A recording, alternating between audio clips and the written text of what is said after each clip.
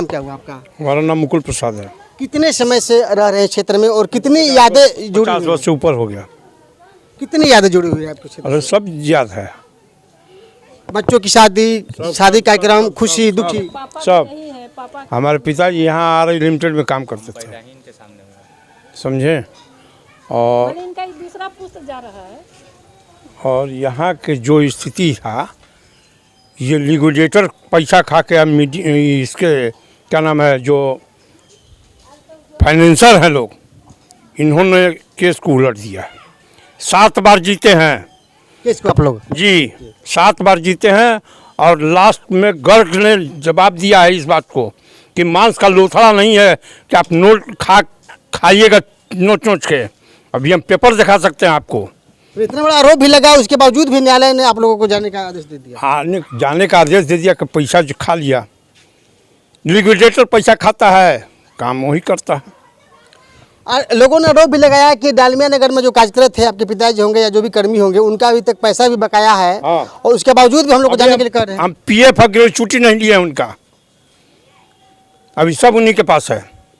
उसके बाद भी आप लोग यहाँ से हटाया जाए। हाँ, कहते हैं कि इस मौसम में, इस समय में चिड़िया का घोंसला भी नहीं उजाड़ा जाता है और बच्चे हैं, स्कूल का भी सेशन चल रहा है, एग्जाम चल रहे हैं, उसके बावजूद भी आप लोगों को हटाने के लिए कह रहे हैं। तो क्या कैसे रह रहे हैं आप लोग और क्या मानसिकता? देखिए, रहने और न रहने का सवाल नहीं है। सवाल ये होता है कि आप हम लोग का बकाया पैसा दे दीजिए और डेरा ले लीजिए, हम देने के तैयार हैं। हमारी बेईमान साला लिक्विडेटर जो बैठा हुआ है वो चीज कर रहा है। यानी आपके समस्याओं को उन्होंने नहीं सुना और अपना आदेश थोप दिया। जी जी हाँ, बस इतना ही समझ लीजिए। मांगे क्या है सरकार से? मांगे क्या है? 30 तारीख नजदीक आ रही है, अभी मांग क्या है? अब तो कोर्ट का मामला है, कोर्ट जो डिसीजन देगा उसको मानना है। तो कोर्ट तो हटाने के लिए बोला है, तो कहीं विचाराधीन जाएगा ना? हाँ, हो ही जाएगा। आप फोर्स लगा कर उसका हटा दीजिएगा। आज से ये आपको 8-10 वर्ष पहले गर्ग साहब यहाँ जज थे, उनके टाइम में हटाने के लिए पूरी प्रशासन लग गई, यहाँ की जनता नहीं हटी।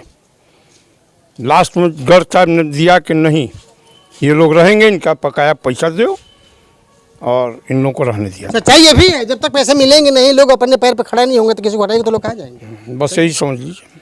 सच्चाई यही है कि जो जुडिशियल है, जो जज है, उनकी भी मानसिकता होती है, मन होता है, लोगों को जाने देखे क्षेत्र में लोग कैसे रह रहे हैं। किसी पर थोप देना कि आप समय हट जाइए, ये भी न्याय नहीं है। माता जी है, नाम क्या हुआ आपका? मेरा मालती देवी। कितने दिन से रह रहे हैं यहाँ पर? हम यहाँ 42 साल से हैं। 42 साल से?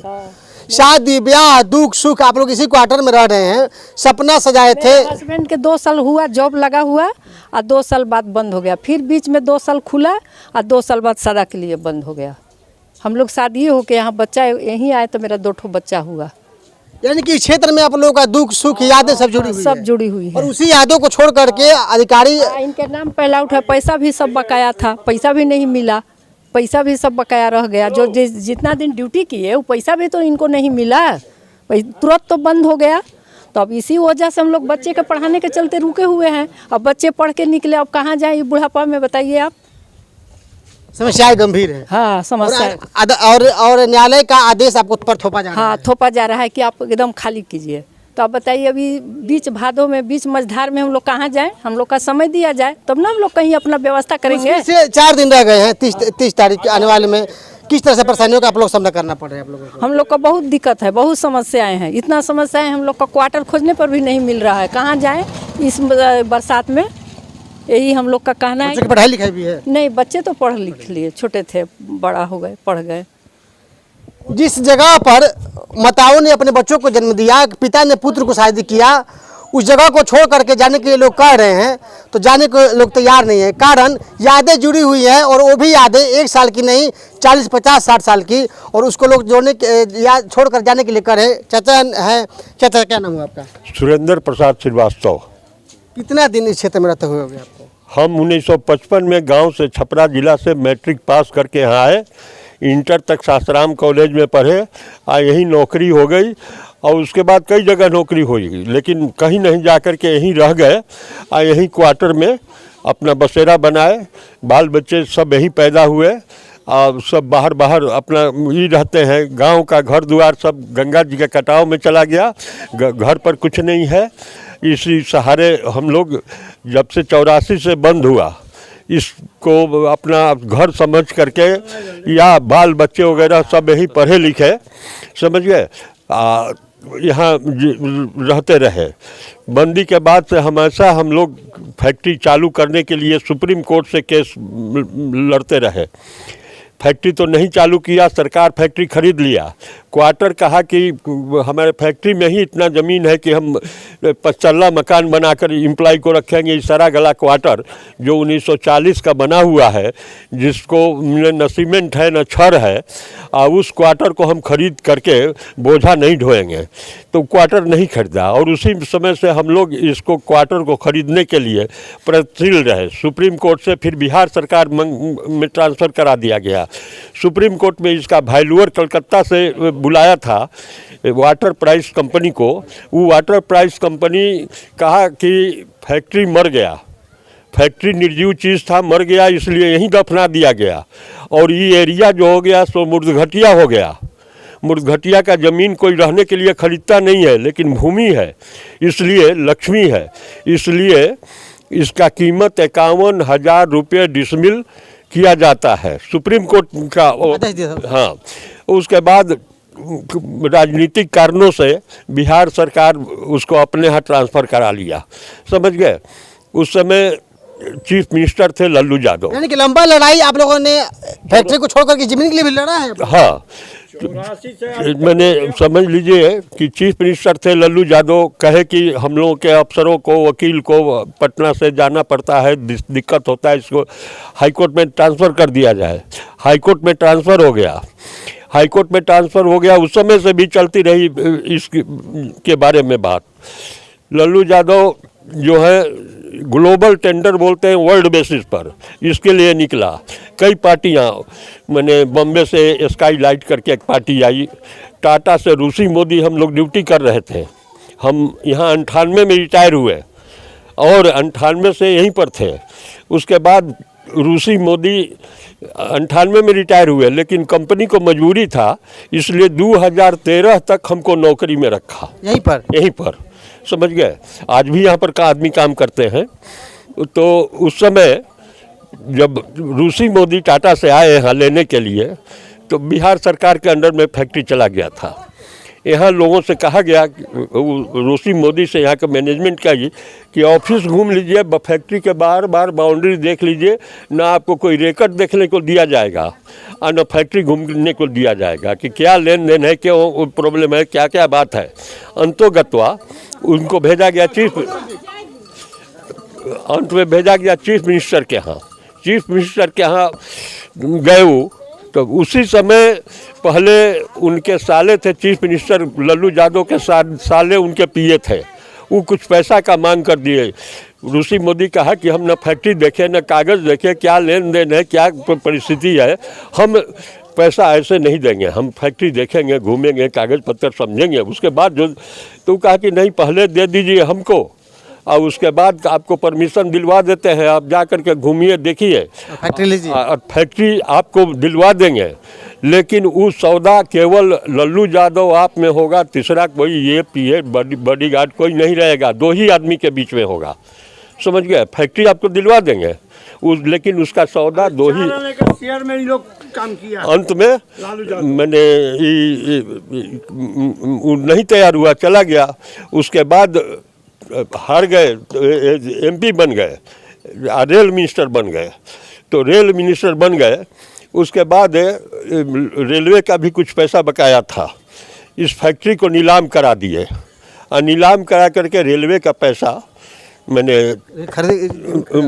जो खरीदा उसको ई कर दिए और उससे अपना कमीशन तय कर दिए। जो खरीदा उससे वो आया, समूचा फैक्ट्री कबाड़ करके पूरा जड़ से निकाल लिया। कबाड़ी के भाव से कबाड़ी के भाव से ले गया, सब चिमनी वगैरह, मशीन वगैरह। जो मैंने 1900 आज़ादी के पहले जितना मशीन था यहाँ, वो जर्मनी का था, जापान का था, फॉरेन का था, पूरा हैवी का हैवी था। हाँ, उस समय इंडिया ज़्यादा नहीं हुआ था, अपना कोई कारोबार नहीं था, इसलिए फॉरेन से सब मशीन आया था, वो सब कबाड़ करके कबाड़ी ले गया।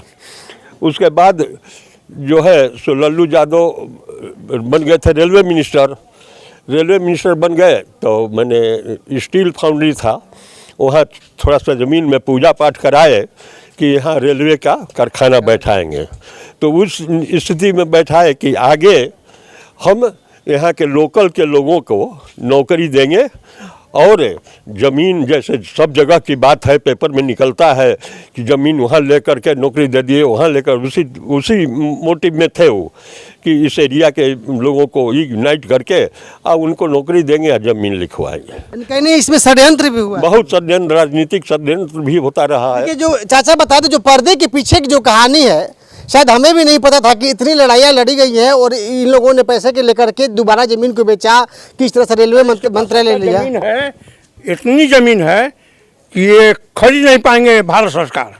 अच्छा, ये मामला हो गया कि न्यायालय का आदेश भी हो गया कि 30 अगस्त तक आप खाली करिए, तो किस तरह से देखते हैं और कितनी आप बीती? देखिए, ऐसा है कि हमारे बाल बच्चे सब बाहर काम करते हैं, लेकिन हमको किसी से एडजस्टमेंट नहीं है, समझ गए। प्रेम व्यवहार करते यहीं पर रहते हैं? हम यहीं पर रहते हैं, अकेला रहते हैं, अपना बनाते हैं, खाते हैं, झाड़ू लगाते हैं, बर्तन मांजते हैं, समझ गए कि नहीं।